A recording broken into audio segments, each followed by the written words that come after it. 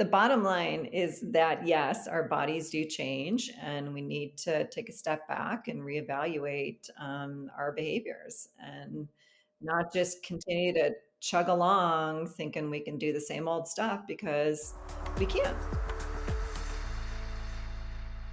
Welcome to Fempower Health. Georgie here. Menopause is a life stage that 50% of the global population experiences. However, today, if you look up what menopause is, I am not kidding you, this is what it says. It is very common, more than 3 million US cases per year. Treatment can help, but this condition can't be cured. Okay, everyone, it is not a condition, it is a life stage, and there aren't cases because we are women and it is a life stage. And so, because of this, we are going to continue to talk about menopause. And I am so pleased to bring to you Anne Garnier, and she is the founder of Lisa Health. She has actually collaborated with the world renowned Mayo Clinic to develop the Midday app. Today, you're going to get a real treat because Anne has built digital health companies and used that expertise plus her own experience going through perimenopause and menopause to build this app. So we are both going to talk about our own experiences because I have just hit the post-menopause stage of life, but she's also going to share with us what she has seen in the market around the different types of products that are being developed, whether it be apps, supplements, or telehealth companies that are supporting women through menopause. So if you're trying to figure out how you can resolve your own symptoms, you're going to learn a little bit about what's out there in the market so you can make the best choices for you. So take a listen to this informative and fun conversation. And thank you, Anne, for being a guest and sharing your expertise. And for those of you who want to learn more about the different stages of perimenopause and menopause, please do check out my Spotify playlist where I list out all the episodes from other expert guests. Okay, so now let's hear from Anne. What I really wanted to cover today, and I'd love for you to start by introducing yourself, is I've done so many episodes on perimenopause and menopause, and they're definitely popular episodes. Women really want to better understand this phase of life. And to date, I've already covered things like what is perimenopause and menopause. I've talked about some of the symptoms. I know some have spoken about intermittent fasting being a solution from a dietary perspective. I've covered an episode on that. Some of the hormone changes. So lots of different things that we've covered. And I'm really excited to connect with you today because, I think you can offer some interesting perspective on some of the work that you're doing in the menopause space. And I also have some top questions that women tend to ask about this phase of life. And so I wanted to be able to cover those with you. So what I thought we could do is first you give an introduction about who you are and your background and what you're up to now. And then we can dive into this very important and awesome topic. Well, I'm super excited to be here and have this conversation with you. It's so critical that we continue to work to spread the word, to help women understand this very complex life stage. And I always deliberately call it a life stage because it's 30 plus years of your life. It's not just a single point in time or an event that's happening and then it's going to go away. It really is like, for example, your reproductive stage of life. It's your non-reproductive stage. So a little bit about me. I worked in healthcare technology my whole career. So several decades now, helping to start and grow venture-backed startups. My interest has always been using advanced technology to improve patient outcomes and access to care. And along the way, I had the good fortune to work on several women's health initiatives, including some of the earliest tech-enabled solutions for high-risk pregnancy, preterm birth, and fertility. So after many years of helping other people start and grow their company, I decided to strike out on my own. And I just kept going back to that passion in women's health. if you're going to start a company, you do need to be passionate about, the solution that you're building.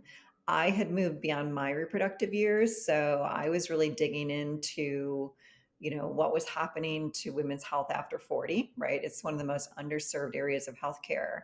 And it just, as I was researching, things like breast cancer and heart disease, saw that menopause was just probably the most underserved of all of the potential issues women can encounter in midlife. So I just started to really dig in and get sort of fascinated by what was happening to women, and it just coincided. It was sort of a funny thing. It just coincided with my own menopause transition. So now I am sitting there experiencing all of these symptoms, right?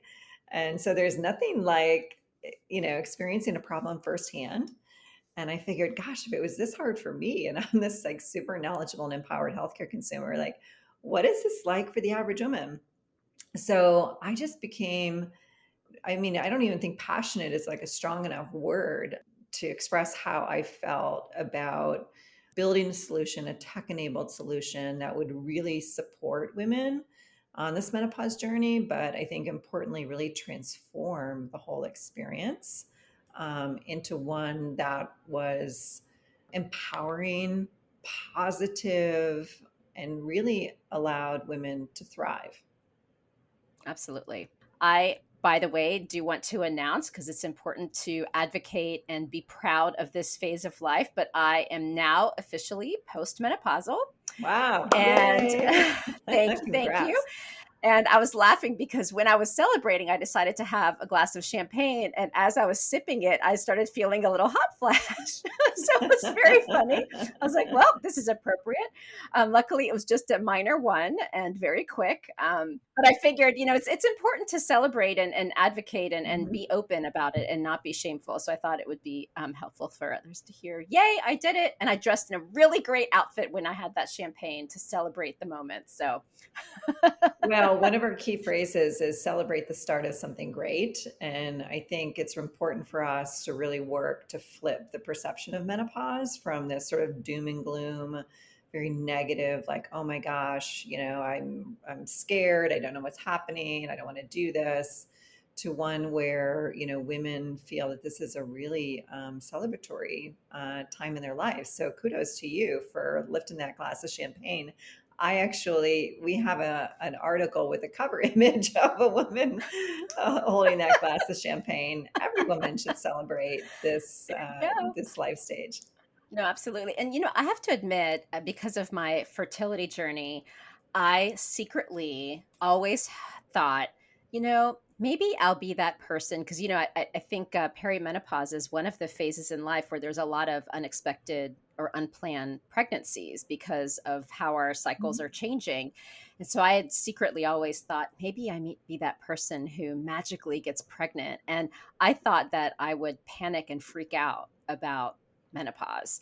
And Mhm. I'm so calm about it. And I don't know if it's the hormones, how they change, because in perimenopause it was like, Wah! But I feel so calm. And it's so, for Mhm. anyone who is worried about that fertility journey ending, I'm giving you hope, because it is possible to still be at peace. And so Mhm. I was really happy about that. So, what I wanted to make sure we talked about is helping the group understand all that's becoming available now. So, a few years ago, it was all about fertility. Well, it started out with period tracking apps. So everything was Right. period tracking apps. Then it became, what do we do about fertility? And then Mhm. around the same time, obviously, the transition would be pregnancy. And then magically, there was this explosion of focus on perimenopause and postmenopause. And, as someone who has, developed various women's health companies or supported them and now building your own, I'd love to help educate the audience on what's available to women to support them. Because one of the things I've realized is all of us in deep in femtech, we know our competition. We are assessing, what the news is always saying about the latest startup and who's getting funding. But, like you said, we may be experts in this space, but then it's like, where are the resources? So imagine those of us who, or those who may not be as embedded in doing all the research and everything available, they may be like, so I have this thing happening to me. What do I do now? right? And because you have a unique lens, I would love to get your thoughts on helping women understand what is available now. If you think about it, many companies, not all, but many companies in women's health are actually started by women who experienced a problem firsthand. And, we've had, smartphones and wearable technology, AI, advanced analytics, like all of these technologies have been around for a while. And so a lot of women are used to using, a smartphone for a wide variety of things, including their healthcare. So it just made sense that women would say, like, oh, I need a better way to track my period, or I need a better way to, monitor my fertility windows or manage my pregnancy. And I think similarly, you have women, Gen X women, right? So women who are like roughly between the ages of 45 and 55 who are, asking, well, where is that app, right? Like, why wouldn't I manage my menopause journey using technology? That's why you're starting to see more apps, becoming available. So menopause is, I mean, there's so many symptoms. So I guess I'll kind of take a step back and say that there are companies who are addressing menopause more comprehensively. There are apps, for example, like our app, Midday, right, is a comprehensive tool for managing your menopause journey and healthy aging. And there are other apps that are also in the market. There are virtual care companies who are providing virtual care for menopause. But then you have what I kind of call them point solutions, right? Where, companies addressing a single symptom. So, for example, there's a few companies in the market who have solutions for vaginal dryness, or hot flashes, or other specific symptoms of menopause. So we see, I think, the most activity happening in virtual care, and then in consumer product goods. So quite a few companies have entered the market for products that women can buy online, or even now in Ulta or Sephora or Target. So hair care products, skincare products. So, fortunately, I think we're seeing the days where women had to make do with products for women who are in their 20s or 30s, right? That are designed for that age range, to products that are now designed specifically for the unique needs of women 40 and up. As someone who, like, if I'm a woman who's just struggling with these symptoms, like, how do I find the resources and how do I know what are the things that work for me because of how these products are regulated? So that's like one example. So we've got celebrities marketing all these things. So I may think a celebrity is great, so I'm going to go follow them. And this is not makeup. This is something where we're dealing with symptoms where some people have really severe ones. If you were to see a woman who's really struggling and you're really deep in this space, you know what, you guys are doing, what your competition's doing, how does a woman even figure out where to begin? Well, I actually had this same question posed by top menopause experts. They have, women coming to them every day saying, what products and services can I trust? And it's even difficult for the experts to know that. So there's a few ways to sort that out. One is to, you have to do your homework and investigate who is behind this company, right? Do they have healthcare experience? Do they have clinical experience? Is there an advisory board that has, the kind of experience one would look for? Is the product science backed? Is it evidence based? Are there studies to back up their claims? You do have to do a little bit of homework. And, we heard from women over and over again that this is all very confusing. And on top of that, they don't have the time. to do all of this research. So part of our mission, at Lisa Health and in developing our Midday app is to create this evidence-based and science-backed one-stop shop, right? A resource that women can trust, that we've done all the legwork and we have top experts who have participated in developing the solution. When it comes to products, for example, we have members of the community try the products and give us feedback so that the products that are in our marketplace do have at least community feedback. But we also look as to, again, whether those brands have involved experts into the development of their products, whether they've done any work to validate their claims. Those are the things that I would advise women to look for. And for certain products, of course, FDA approval is really key. There's a lot of conversation about custom compounded bioidentical hormone therapy, which, unless you have a clinical reason like an allergy, or something along those lines, I would steer clear. There've been an investigative report and a small study that have looked at these custom compounded hormone therapy products and found that they vary, or deviate quite widely from what was actually prescribed. And so you really want to make sure that you're using products that have been FDA approved. So if you're thinking about hormone therapy, we actually have a feature in the app that was developed by top experts to help women make decisions about hormone therapy, to educate them. But work with a trained clinician around what your needs are, and have those conversations about the options that are available. But I would stick with FDA approved options. So talk to us. I guess one, it would be helpful to understand Lisa Health versus the Midday app. So maybe you can just explain Sure. a little bit about that and paint that picture, and then we can take it from there. Sure. So Lisa Health is the company and Midday is our app. When we were working on the app, we wanted it to have a certain feeling to the experience and to the brand. And midday is when the sun is at its highest point in the day, when it's its strongest and brightest.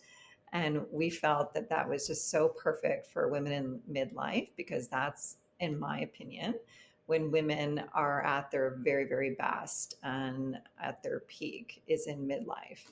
But Midday is an app. It's leveraging advanced technology like artificial intelligence and wearables to really support women in a very personalized way. So there's certainly a lot of apps out there, but they're, from an experience perspective, somewhat generic. And what we learned from talking to, well, we did a beta with over 6,000 women, and we heard very consistently, I'm unique, right? I want a solution that's really personalized to me. And I do think that's what women deserve. We're all as unique as a snowflake. So Midday is designed to personalize this journey to you, from what's happening physically and emotionally, and then deliver the therapeutic support to manage your symptoms, but also to promote healthy aging. I don't think we talk enough about preventative care and aging and the opportunities to do that, really early in this menopause journey, and what that means, like what the implications are of thinking about that much earlier than, say, your doctor and the government, like the CDC, would say you need to be thinking about it. Right. And, I love that you guys are using AI to help customize that journey, because someone who may be listening and saying, oh, I'm unique. This is not to clarify. This is not to say someone is, so maybe like, oh, come on, you're not that special. Or someone may have like a reaction to that. What I think is important to emphasize is that we truly all experience the symptoms in different ways for a variety of reasons and have different triggers. So, are you all assessing, like, I don't know how much information people are having to input, but are you able to help women even identify triggers like maybe there was a sleep issue and it was because they ate this, that, and the other. Like, is that also part of what you're helping women figure out? And as a result, do you provide guidance on what to do instead? Yeah. So one of the features, for example, you can log your hot flashes, which I highly recommend. I did that myself early in my menopause journey before I had the benefit of midday, because the hot flashes were really bothersome, and I wanted to figure out how to make them stop. I was interested in hormone therapy, but I wanted to try some holistic solutions first to see if that moved the needle. I always start with lifestyle whenever possible, right? For kind of making the leap to a pharmaceutical option. So by logging your hot flashes and your triggers, you start to see patterns emerge, and it doesn't take long for that to happen. A week or two of data is really sufficient to give you a pretty good picture of like, wow, anxiety is like causing half of my hot flashes, or that red wine that I have in the evening with dinner, is sparking a lot of hot flashes after 9 o'clock at night. So maybe I should drink a little less, or kind of move that to maybe like a once a week treat, or maybe even have that glass of red wine a little earlier in the evening, so maybe it's less impactful on my sleep. But we based on what those triggers are, then we're able to deliver more targeted support. So again, you're not getting the generic, like, here's the 30 things you can do for hot flashes. If your trigger is caffeine, you're going to get supportive recommendations on managing your caffeine intake. Okay. One question I do have is, as one transitions between perimenopause to postmenopause and then, continues to age, do triggers affect you differently? So, for you were just bringing up like wine. I'm actually chuckling because I mentioned the thing about sipping the champagne, and a friend of mine just texted me, and she's like, a few weeks ago, she's like, I can't drink red wine; it gives me a migraine. And she just texted me today, and she's like, I think I'm done with alcohol. Full stop. I just can't do it anymore. And so, sorry to bring up the alcohol part, but everyone is like loving the wine and like enjoys it with dinner, and now everyone's having migraines. And so, it just begs the question of like, there's hot flashes, migraines, and all these different triggers. So, where does that Sure. change happen and the fluctuation? Or is that again different as a snowflake to each of us? Well, it is, I think, different, across women, right? I mean, there's certainly some things that are consistently reported, in the literature, that we do see some consistent patterns, but, there's still so many factors that can influence what your triggers are of, say, hot flashes. For those women who, feel like alcohol is a trigger, whether it's for hot flashes or just or for migraines, there's a few things you could experiment with. So one is to do an elimination diet, and just see specifically, do you have any food sensitivities?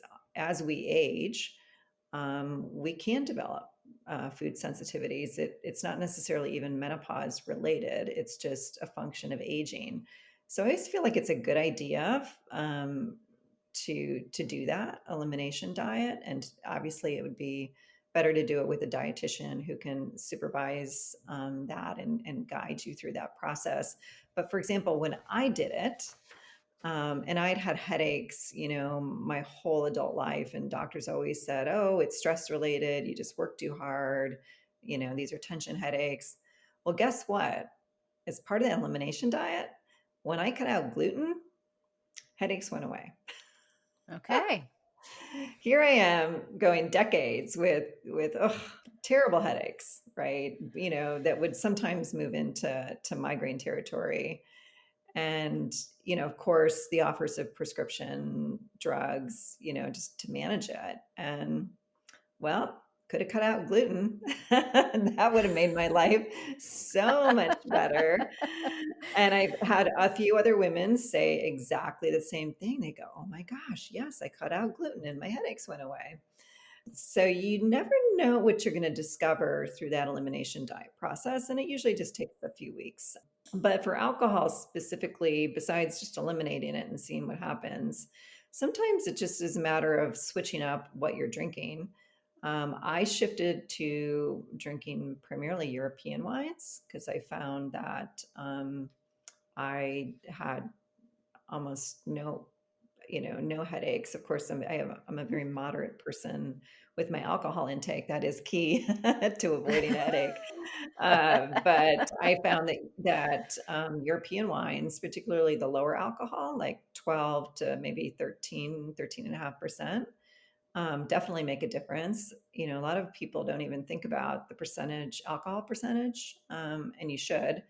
I've had other women who found success with switching off of wine to, say, vodka or tequila, which is, also plant-based. As long as you watch your mixers, because once you start mixing cocktails, there's usually a lot of sugar that goes into those drinks. So now you're adding like quite a few calories to your daily intake. And then, of course, I don't think it's a good idea for women to up their sugar intake. In fact, I think they need to definitely dial back the Oh, yeah. sugar for sure, because we know that diet is linked to brain health, and sugar is not good for us for many reasons.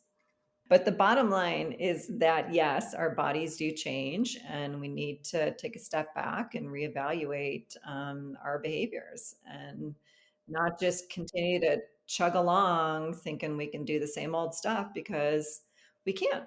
We might be able to kind of reframe things as treats, right? I have maybe something sweet once a week kind of thing. If you're trying to lose weight, like, you've got to start cutting calories. We do have to make changes. Another interesting symptom that I experienced, and I still have it once in a while, and I don't know if you've seen people reporting that weird, consistent wake up time. It's just, I'm like, it's always 2 a.m. No matter what time I go to bed, even. It doesn't matter. My clock is just off. Well, if you have behaviors that are known to be sleep disruptive, like sugar, right, in the evening, alcohol in the evening, right? Like those are just known triggers of sleep disruption. So you need to, either cut those out or dial them back, right? So instead of having two glasses of wine, drink one, maybe not white wine, maybe switch to red wine, maybe have that glass of wine a little earlier in the evening so you have time to metabolize it. I know for me, I mean, fortunately, I do not have a sweet tooth. My husband does, but I do not. But I know on the occasion where I have a dessert in the evening, I can just say, like clockwork, I will be up around 1 in the morning. And also struggle to get back to sleep. It'll take a few hours for my brain to sort of wind back down. Same is true of champagne. I absolutely adore champagne or sparkling wines, but boy, those are a big trigger of sleep disruption. I think as we age, it's really important to pay attention to sleep hygiene. And that's not just things, like the things that you eat or your supplement regimen. It's also things like, are you checking your phone in the few hours before bed, right? Looking at that work email that now all of a sudden is going to send your brain into, this tailspin, right? Or reading that text message, from a family member or friend that is upsetting to you, that's going to get your brain going. It's going to make it much harder to fall asleep. Or if you fall asleep, for a lot of people, it will trigger, a sleep disturbance episode. And then it's just harder to go back to sleep. Right. So we absolutely have to pay attention to sleep hygiene, especially women. We get the least amount of sleep of any other demographic. And I'm talking about women in the menopause life stage, the least amount of sleep.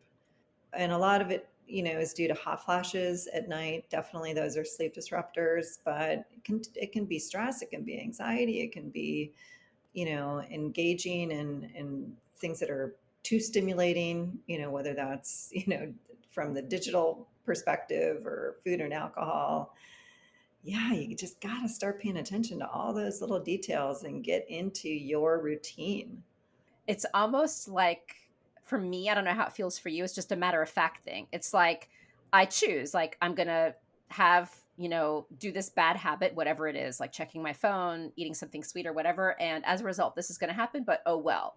But it's not like this panic. And I guess I'm also coming off of the fertility treatment. That was constant panic of like, am I going to be pregnant this month? Am I going to be pregnant this month? Right, right. But this is just more like, it is what it is. And I choose or I don't. And that's what happens. And so I'm curious if you feel the same or if you've seen that feedback from those who are using the Midday. I think what you're talking about is, when you understand, what the drivers are of your symptoms, uh, then that knowledge is like power, right? Yeah. And with that power comes control. And so you can now choose, right, to have that glass of champagne in the evening, knowing it's going to wake you up. But you might be like, hey, I'm in a really celebratory mood. It's fine. I don't have to get up early the next day. I can sleep in a little bit. I'm going to go ahead and do this. Or you can choose to not, have that glass of champagne and say, no, my good night's sleep is more important to me because I have an important meeting or activity the next day, or I just really want to get a good night's sleep. It's not Yeah. worth it. A lot of women Yeah. are, they just raise their hand and they say, you know what, this particular behavior not worth it anymore. Just how you mentioned earlier on the podcast about some of these women who are not drinking anymore, for a variety of reasons, it's just not worth it to them. Yeah, absolutely. So, one thing I do want to call out is not once have we discussed blood tests. And so some may say, oh, I need to go to my OBGYN and get my blood work done. So, tell us about blood work and menopause symptoms and perimenopause symptoms. So, does someone need to get blood work? And if they get blood work, what does it tell them versus not tell them? Well, I want to be really clear with your listeners. I am not a doctor.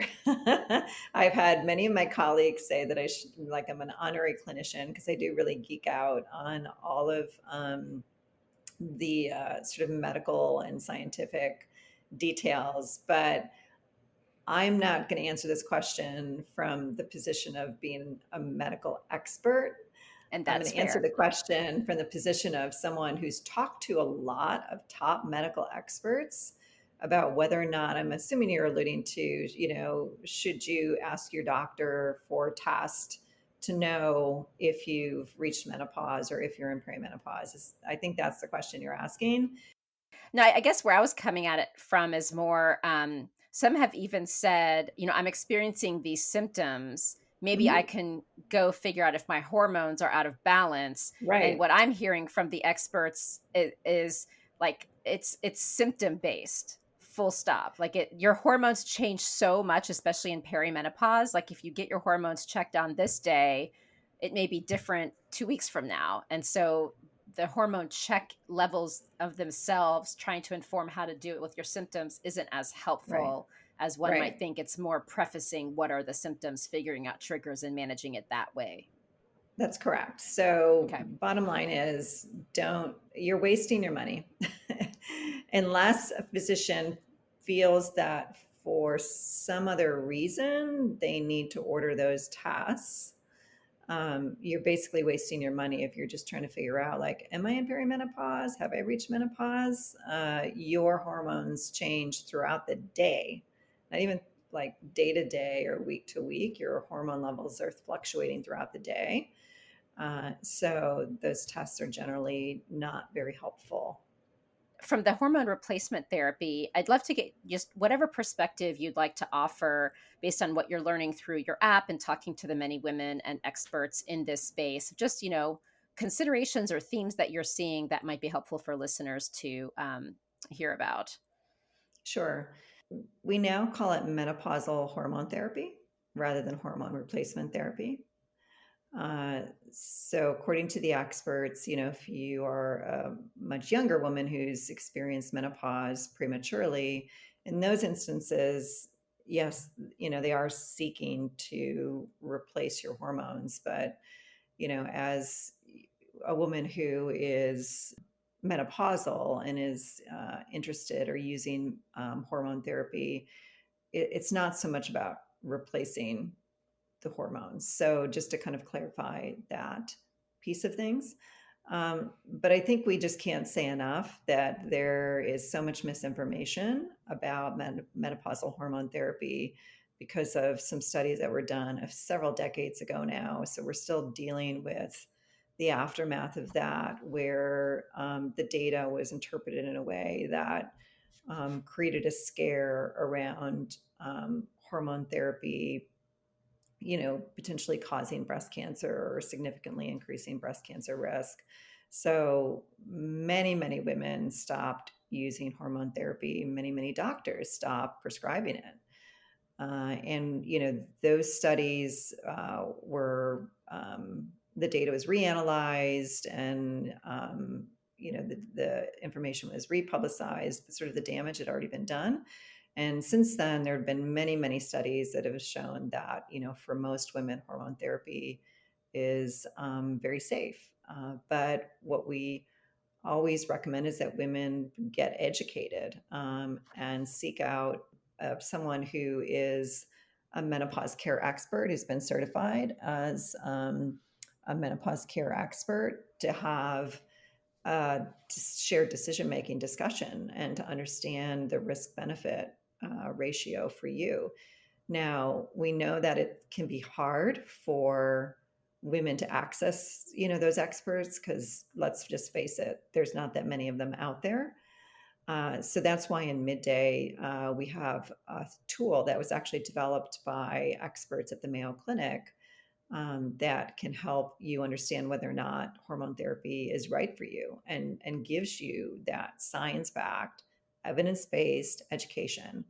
And then you can take that and print it out, or PDF it and bring it to your clinician, um, and have a conversation with that individual. We also have virtual care as an option in the app as well. So if you don't have a clinician, or you're concerned they're not responsive, to your needs in this menopause life stage, then you have the option to request a virtual care appointment.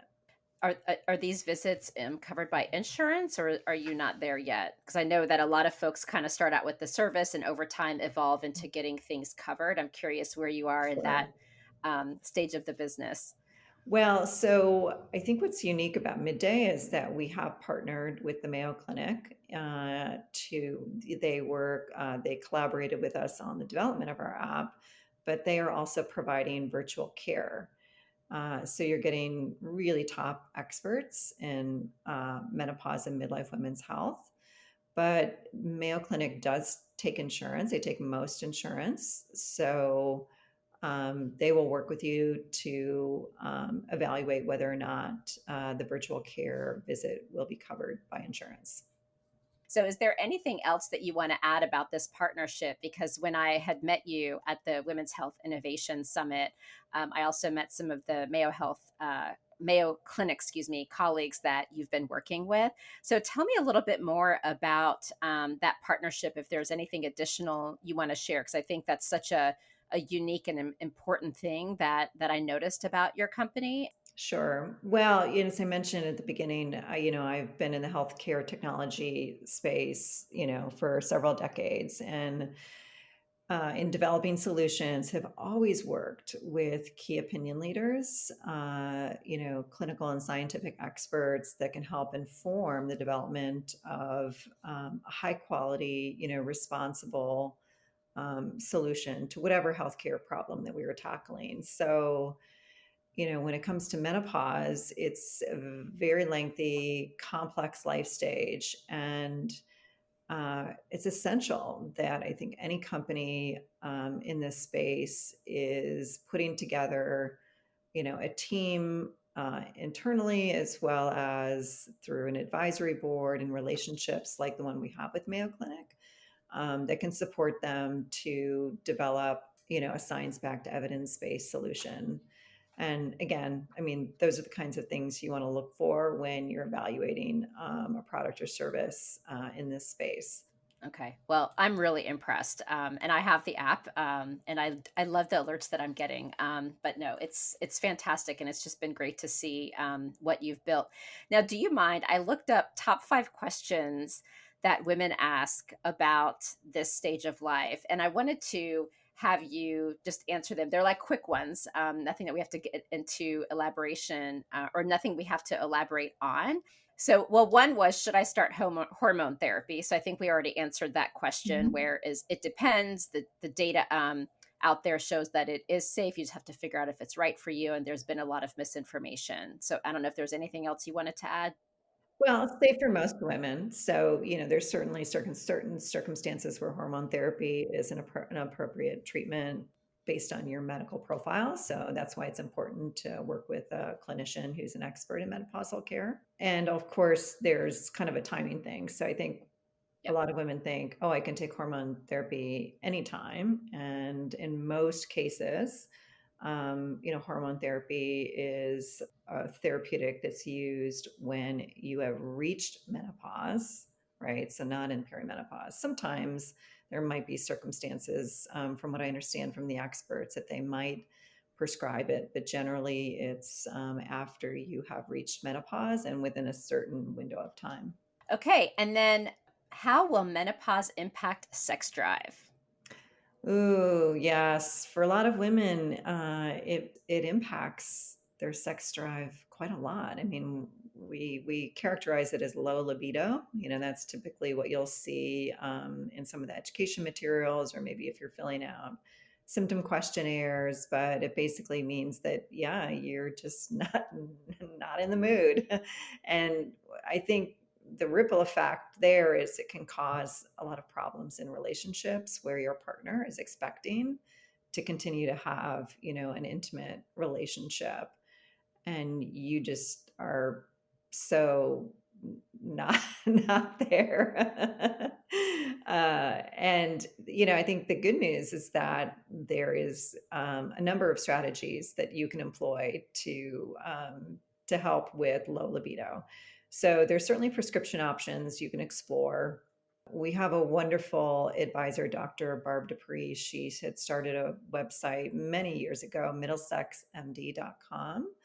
Uh, and she was really a pioneer in sexual wellness and really talking openly about these types of things, and also created a product marketplace for getting things like lubricants and moisturizers and therapeutic devices. So what Dr. Dupree, some of the advice that she gives is you may not feel desire when sex is being initiated, but it will follow, right? So, you may have to have some foreplay to sort of start to warm things up. And then, in a few minutes in, it's like, oh, okay, now my body's responding. And now I actually am in the mood, right? That oftentimes, where before desire would lead, into the sexual encounter, like, ooh, I'm in the mood.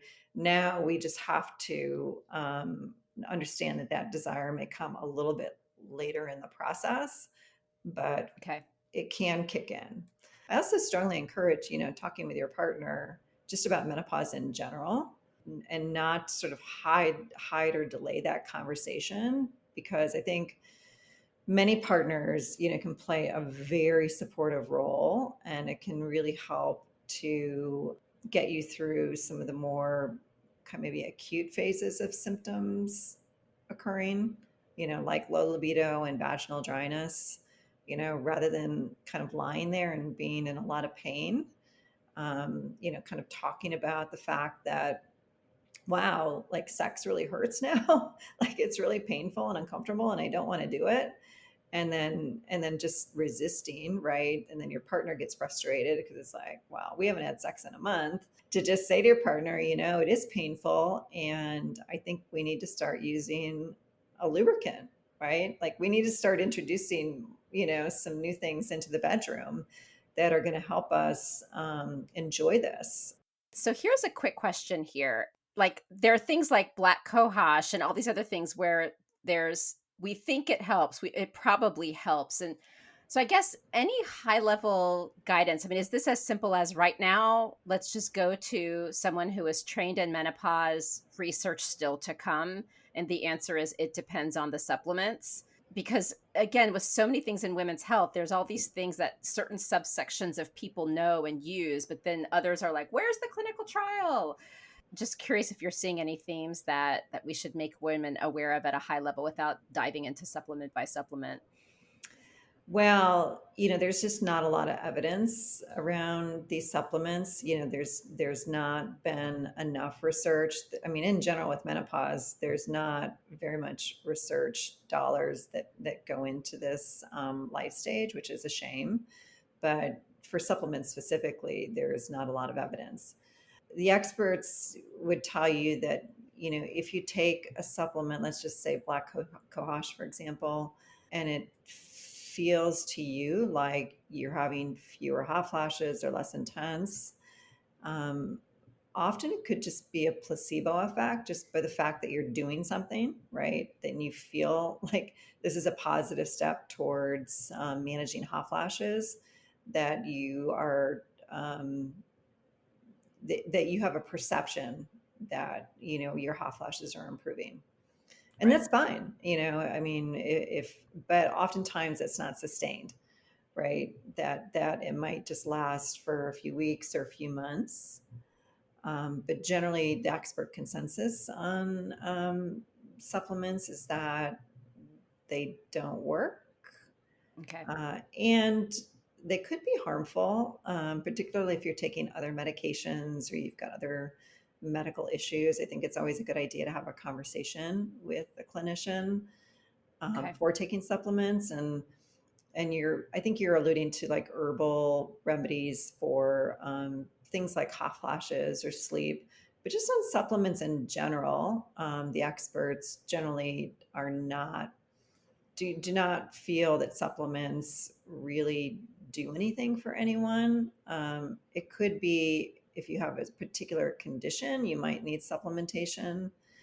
But oftentimes people are over supplementing. Like they just think, well, uh, I guess if a little magnesium is good, I'll take a lot. Uh, and you might actually have side effects from that. One of our Right. advisors, who's an expert in lifestyle medicine, she says she consistently sees patients who are over supplementing and causing other issues. And then these two questions actually have to do with each other, and they're the last questions. So it really has to do with OBGYN visits. So one section of it is I haven't had my period in years. Do I need an annual? And then do I still need pap tests and mammograms? Especially if I've like already had a hysterectomy. So this is kind of like that holistic, okay, I've been going to my OBGYN consistently. Now I've hit this stage of life. Where does that OBGYN fit into my life, if at all? Well, again, I'm not a clinician, so I'm not going to weigh in on things like, pap smears and mammograms, but I think, a once a year, I call it a well woman visit, is always a good thing, because I think we want to make sure that, we're potentially catching anything early, right? And your doctor can recommend, the right interval for you for things like pap smears and mammograms. But there is something to be said for being proactive about your Yep. health and engaging in preventative care. I still go. I'm in my late 50s, and I still go to my well woman visit every year. I'm still getting mammograms and pap smears. I think my pap is like every 2 years now, because I just want to make sure that if there's anything that those tests could potentially pick up, like breast cancer or cervical cancer, why not? It's covered by insurance. Absolutely. Nope. Great, great point. But are there any closing thoughts, any takeaways, or anything I missed that you want to make sure you share before we close? Well, I think I touched on it a couple of times, but I really strongly encourage women to look forward to this life stage. I mean, I think for me and for many women I know, this has just been the most amazing, absolutely the most amazing chapter of our life. And I think it's what you make of it, right? So going into it with a positive attitude and I'm going to crush it and I'm going to do all these things that I wanted to do for a long time, but maybe because I had, kids I was raising or, just other priorities, like now it is my time and I'm going to just reap the benefits of all of this wisdom and experience. I mean, I just think just go for it, right? Like don't let this, these perceptions of menopause like get up in your head and get, approaching this time of your life of thinking, "Oh my god, I'm getting old." It's like, "No, no. You're as old as you wanna feel." Like in my head, I'm like 35 years old, right? Thank you. I So feel the same way. exactly. So please, please, just think about this as just like just a whole wonderful new chapter of your life. Oh, thank you. Well, thank you so much for leveraging your background to build this company and to create such a great network to be part of the advocacy and solutions for some of these symptoms in this life stage. Because I think it'll really play into all of women's health, not just this stage of life. So, thank you so much. Thank you. It was such a pleasure to be on the show.